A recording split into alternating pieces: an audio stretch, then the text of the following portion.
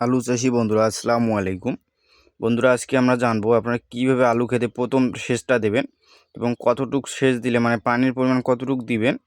তো আপনারা যদি সেচ ঠিকমতো দিতে পারেন আর কি আলুর প্রথম সেচটা, তো তাহলে কিন্তু আলুর ফলন অনেকটা ভালো হবে।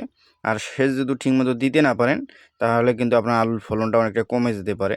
কারণ আপনার প্রথম অবস্থায় যদি আলুর সেচটা একদম একেবারে আলুর গাছ বরাবর দিয়ে দেন তাহলে কিন্তু অনেক রকমের সমস্যার সম্মুখীন হবে, মানে সমস্যা বলতে গাছের বিভিন্ন রকম রোগবালাই হবে এবং আপনার ফলনটা অনেকটা কমে যাবে। তো মূলত বন্ধুরা কথা হচ্ছে যে এই যে দেখেন এই জমিটাতে কিন্তু সেচ দেওয়া হয়ে গেছে। তো সেচ দেওয়ার কিন্তু কিছু নিয়ম আছে। তো এই নিয়ম অনুযায়ী যদি আপনারা সেচ দেন আলু খেতে, তো সেচ দিলে কিন্তু আপনাদের আলুর ফলনটাও ভালো হবে এবং আপনারা যা আলুর গাছে সার বা কীটনাশক প্রয়োগ করছেন তার সঠিক ফলাফল আপনারা পাবেন। তো মূলত আলুর গাছে প্রথম সেচটাই হচ্ছে মেন। এই সেচটা যদি আপনারা ঠিকমতো দিতে পারেন তাহলে কিন্তু আলুর ফলন আপনারা অধিক হারে বৃদ্ধি করতে পারবেন। তো আমরা অনেকে কী করি বন্ধুরা, অনেক সেচ দেওয়ার সময় আমরা কী করি পানিটা একদম ভরপুর, মানে এই যে ক্যানেলটা দেখতেছেন আলুর যে ক্যানেলটা মাঝখানে দুই দিকে দুইটা সাইড আছে, তো এইটা আমরা একদম ভরাট করে দেই। তো মূলত এই মাঝখানে যে ইয়াটা আছে এটা ভরাট করা যাবে না।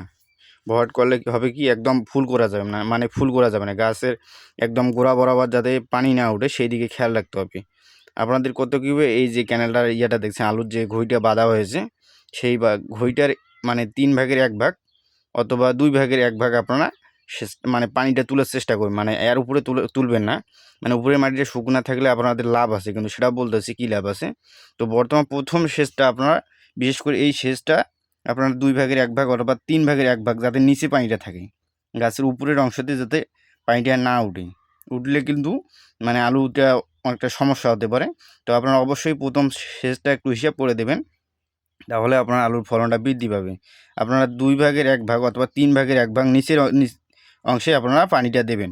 তো পরবর্তী সেচের সময় একটু আপনারা পানিটা একটু বেশি দিতে পারেন, কিন্তু প্রথম সেচটা আপনাদের অবশ্যই একটু অনেকটা হিসাব করে দিতে হবে।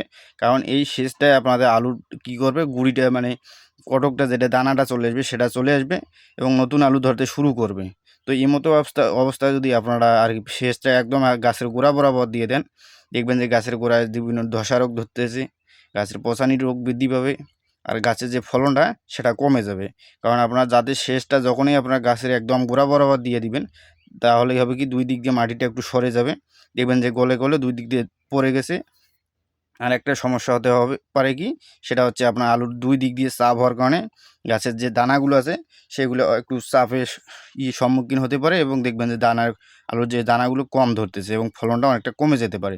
তো আপনারা অবশ্যই যখন আলুর গাছের সেচ দেবেন প্রথম সেচটা, এই সেচটা অবশ্যই মানে ঘইয়ের 3/1 ভাগ অথবা 2/1 ভাগ দেওয়ার চেষ্টা করবেন, এর বেশি দেবেন না। আপনার পরবর্তী যে সেচগুলো দেবেন তখন আপনারা একটু বেশি পানি দিলেও সমস্যা হবে না। তবে সবসময় আপনারা খেয়াল রাখতে হবে যে গাছের গোড়ার নিচে যাতে উপরে পানি না ওঠে, গোড়ার নিচে রাখতে হবে পানি সবসময়। তাহলে হবে কি আপনার গাছের উপরের মাটিটা একটু শুকনা থাকবে এবং ভুরভুরে থাকবে। এতে করে হবে কি আলুটা আপনার দ্রুত মানে কুড়ি ছাড়বে এবং আলুর দানাগুলো দ্রুত বড় হবে। তো আপনারা বিশেষ করে প্রথম সেচটা অবশ্যই এই নিয়মে দিবেন, 3/1 ভাগ অথবা 2/1 ভাগ, তাহলে কিন্তু আপনারা আলুর ফলনটা আপনার যথাযথ ফলন পাবেন। তো বন্ধুরা, তো সবাই এভাবে আলুর খেতে সেচ দেওয়ার চেষ্টা করবেন। তো ভিডিওটা ভালো লাগে অবশ্যই আমাদের চ্যানেলটি সাবস্ক্রাইব করে দেবেন। তো আজকে এ পর্যন্তই, সবাই ভালো থাকবেন। আসসালামু আলাইকুম।